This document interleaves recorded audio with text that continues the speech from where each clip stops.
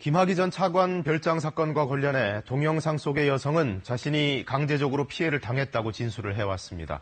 그럼에도 불구하고 검찰은 무혐의 처분을 내렸는데요. 그 이유는 해당 사건을 특수강간이 아니라 자발적인 성매매로 봤기 때문인 것으로 확인됐습니다.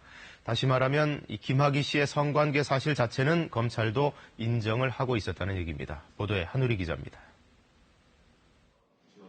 2013년 경찰은 김학의 전 법무부 차관과 별장주인 윤중천 씨를 특수강간 혐의로 검찰에 송치했습니다.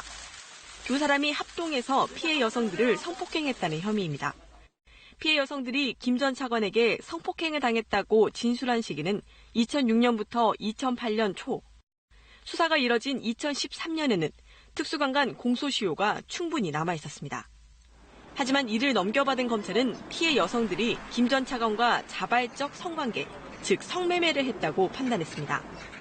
당시 검찰 수사팀 관계자는 성매매를 넘어서는 범죄 사실은 증거가 없었다고 KBS에 밝혔습니다.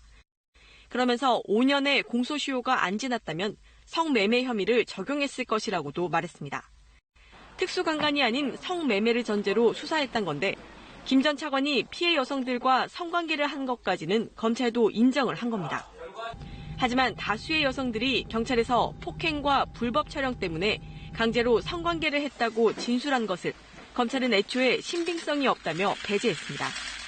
이에 대해 수사를 맡았던 경찰 측은 피해 여성 4명이 동일하게 상습 폭행 피해를 진술했고 이를 직접 봤다는 참고인도 다수 있었다고 밝혔습니다.